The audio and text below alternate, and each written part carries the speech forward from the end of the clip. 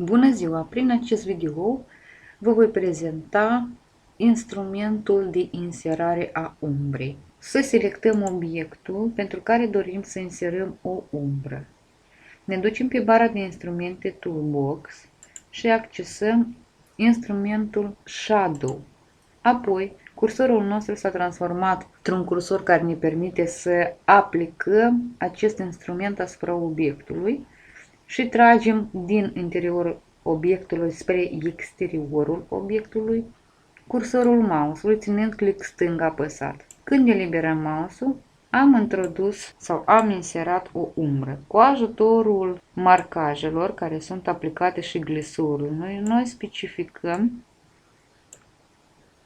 intensitatea umbrei și modificăm independență de cum dorim să ne apară umbra respectivă.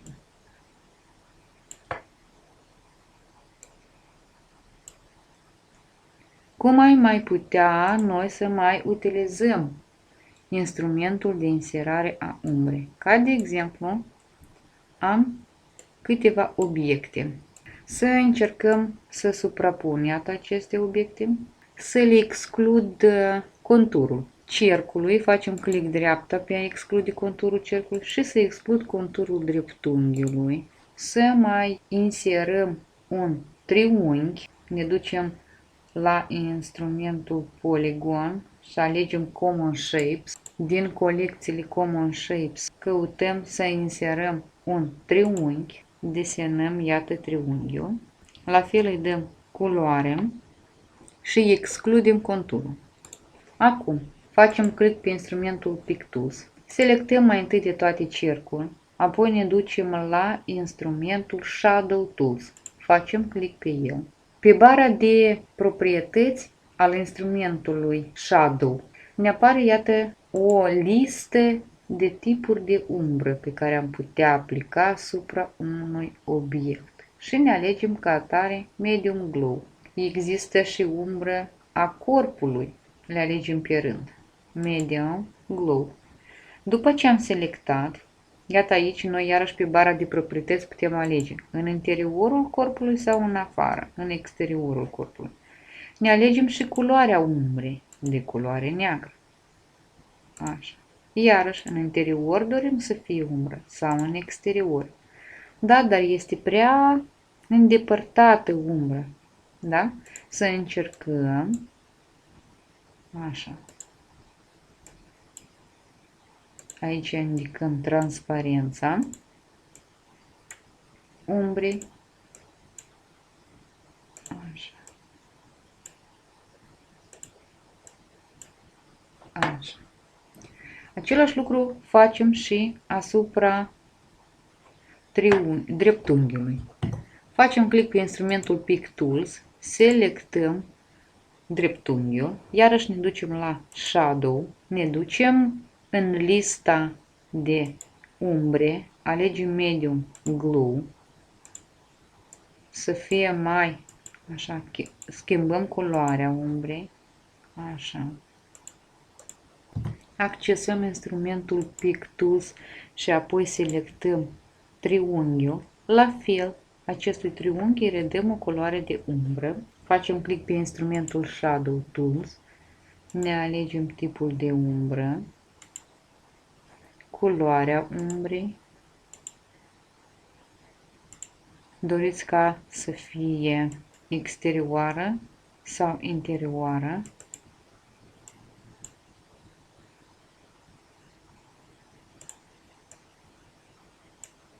Micșorăm intensitatea și deja acest obiect mai departe poate fi completat cu logo, cu text, tot ce avem nevoie. Spre de exemplu, deja grupăm aceste obiecte, putem mări, micșora și foarte ușor îl putem utiliza mai departe în crearea diferitor proiecte. Dacă inserăm peste obiectul nostru un obiect de culoare mai închisă, la fel am putea să redăm o umbră, doar că umbra noastră să nu fie umbră de culoare mai închisă. Culoarea umbrei poate fi de orice culoare. aici.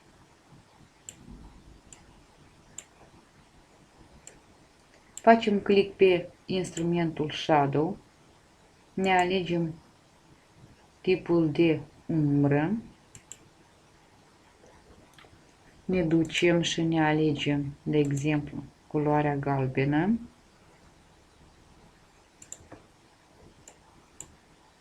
Alegem Outside, apoi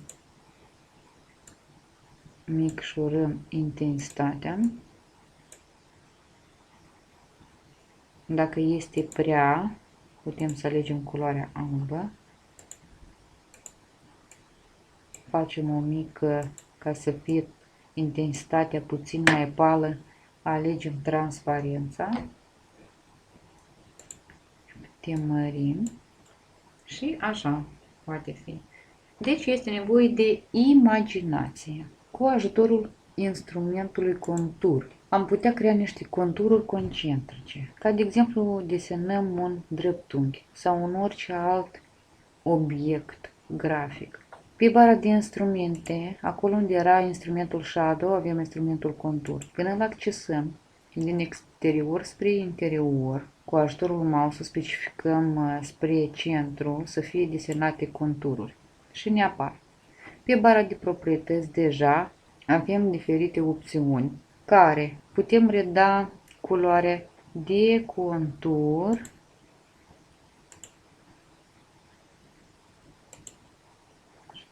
putem reda culoarea de umplere și dacă la noi a fost prima culoare așa, galbenă, trecerea la galben ca un fel de bej sau portocaliu spre verde, merge construirea sau desenarea diverselor contururi de trecere de la culoarea respectivă în combinația cu verde. Pe bara de instrumente, cu ajutorul opțiunii, noi putem contur offset.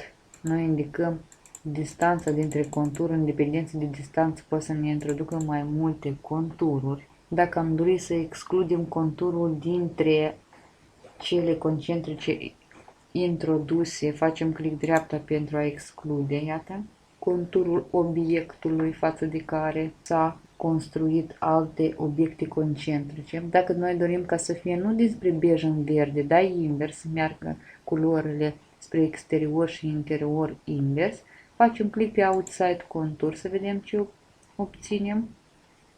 Revenim înapoi. Noi putem să modificăm culoarea conturilor astfel încât vor fi o progresie. Ne selectăm să observăm care e diferența dintre ele. Putem în același timp să modificăm colțurile, vârfurile obiectelor, dar nu este vizibil. Din ce cauză? Facem click pe instrumentul Shape Tools și iată, dacă modificăm, se modifică toate celelalte contururi, la fel forma. Dacă facem click pe butonul Pick Tools, putem mări, micșora acest obiect, astfel încât toate preiau aceeași formă. Facem iar click pe butonul Shape Tools. Pe bara de proprietăți, iată, ne apar și așa modalitate de reprezentare a obiectului și așa. Iarăși facem click pe acest instrument de desenare a contururilor concentrice. Independență de ceea ce v-ați spus în plan, puteți utiliza acest instrument pentru a crea proiecte speciale. Să analizăm ce am putea face noi cu instrumentul Blend Tools. De exemplu, avem două obiecte, un hexagon și o stea. Când accesăm click pe instrumentul Blend Tools și apoi cu click stâng ținem apăsat peste hexagon și desenăm până la stea. Când eliberăm mouse-ul, automat nouă ne apar crearea de obiecte care progresează de la unul până la altul, astfel încât forma pe parcurs se modifică, trecând astfel de la poligon spre stea. Automat pentru acest obiect nou ne apare bara de proprietăți. Să încercăm să analizăm fiecare opțiune de pe această bară de proprietăți. Intrăm la caseta derulant de presets. Aici De exemplu, facem click pe strike up step. Deci, de la primul obiect până la celălalt obiect s-au creat doar 8 obiecte care își modifică forma de la hexagon spre stea. Ne alegem următorul. 10 obiecte, 20 de obiecte, astfel încât să fie concentrate mai aproape de stea. Nu, sunt rotite și la fel sunt rotite și în același timp au alt contur de reprezentare. Cum putem face lucrul acesta și manual? Observăm că avem o linie de la un obiect la altul. Avem un indicator cu care regulăm distanța dintre ele. Mai întâi de toate facem dublu click pe această axă. Putem separat pentru fiecare parte a axei modifica concentrația lor sau distanța dintre ele. Și dacă, iată, mișcăm acest nod, la fel putem să le aranjăm după o anumită traiectorie. Așa, să revenim la forma inițială, să vedem ce realizează și celelalte instrumente cu obiectul nostru. Deci acest instrument direct blend este obiectul nostru original. Dacă accesăm pe următorul obiect, obiectul va fi colorat în mai multe culori care trec de la galben spre violet. Iată, toate culorile care merg la rând. Următorul instrument, dacă îl accesăm, noi regulăm concentrația, adică cât de dens ele merg. Cu ajutorul opțiunii Blend Direction noi putem roti obiectul nostru.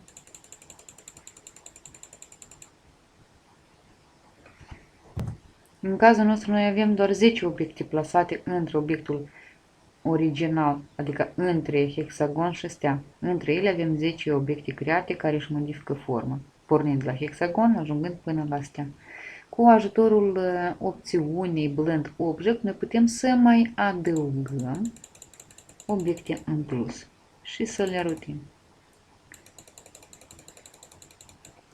Să analizăm și un alt instrument Distort Tools.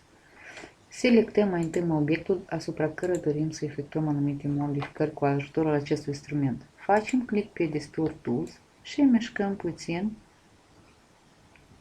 peste obiectul selectat. Pe bara de proprietăți ne apar instrumente care ne permit să mai efectuăm careva modificări utilizând acest instrument, ca de exemplu dacă dorim să fie mai rotunjit sau facem click și tragem marcajele respective. Iată ce obținem. Așa, mai multe opțiuni. Să vedem ce obținem. Iată, mai tragem încă unul. De aici încă unul. La fel facem click pe triunghi. Facem click pe Distort Tools.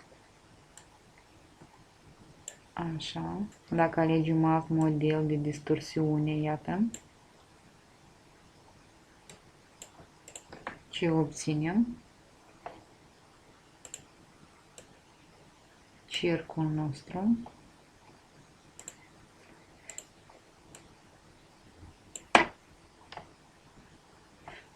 Să încercăm să aplicăm acest instrument și asupra altui obiect, dar mai întâi de toate să analizăm opțiunile din lista presets. Iată, dacă alegem Pull Corners, ce obținem?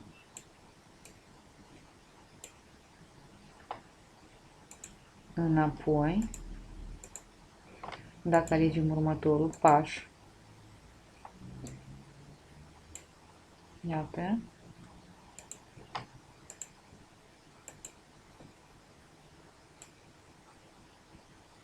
așa, iată ce am obținut în cazul respectiv. Și următorul este Zipper. intensitatea lor. La fel, e prea de tot. Poate fi aplicat de mai multe ori un instrument asupra unui obiect. Lăsăm precedentul, zipper, un zipper stamp, așa. Să încercăm să aplicăm instrumentul respectiv și asupra altor obiecte în proiectul nostru. Accesăm, iată, dacă acesta, iată ce obținem.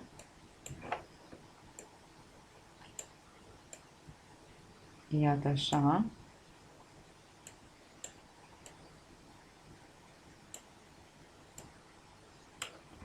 Mai utilizăm acest instrument și asupra obiectului nostru. Iată. Următorul instrument pe care îl vom aplica este Extrude Tools.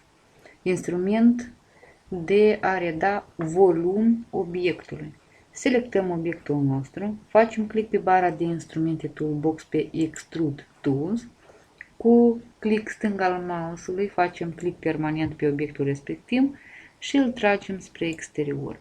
Și automat nouă ne-a apărut forma tridimensională a obiectului. Automat ne apare bara de proprietăți în care noi putem să ne alegem modelul obiectului 3D. Avem și lista derulantă cu diverse modele care într-adevăr iarăși ne arată cum am dorit noi să obținem un model de obiect 3D. Iată aici pe bara de instrumente în caseta Depth noi indicăm grosimea obiectului. Putem manual să indicăm valoarea. Automat mai multe proprietăți ale acestor obiecte 3D noi le putem accesa și din dockerul pentru obiecte 3D. Dacă el nu este vizibil aici, facem click în partea dreaptă a filelor pentru dockere pe plus și căutăm dockerul Extrude. Bifăm și automat acest docker ne apare, care ne permite la fel să ne alegem modelul obiectului, iată, de reprezentare. La fel noi îl putem roti obiectul respectiv. Cum rotim obiectul din docker, așa rotim și obiectul nostru. Apoi, următorul. Aici noi putem indica să fie două surse de lumină și indicăm și valoarea.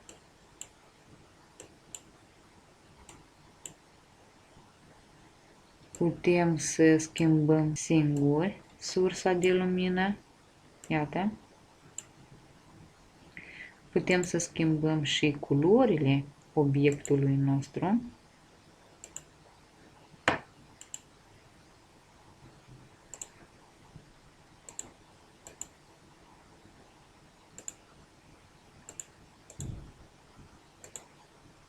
Deci astfel poate fi utilizat acest instrument pentru a crea obiecte 3D. Următorul instrument este Block Shadow Tools. Acest instrument ne permite să creăm o umbră care este alipită de obiectul nostru. Ca de exemplu, selectăm obiectul, apoi ne ducem la Block Shadow Tools și cu ajutorul mouse-ului ținând click stâng apăsat permanent dinspre interiorul obiectului, tragem în exterior. Și observăm că s-a adăugat o umbră. Cu ajutorul marcajelor putem efectua toate opțiunile care sunt plasate pe bara de proprietăți. Putem roti această umbră, putem schimba culoarea umbrei, da, în cazul nostru așa.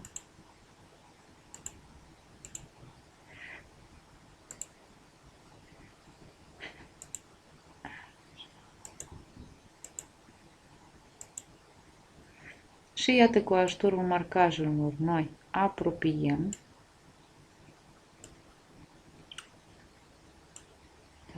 Dacă dorim mai precis să aranjăm această umbră lipită de obiect, ar fi bine să mărim imaginea pentru a aranja.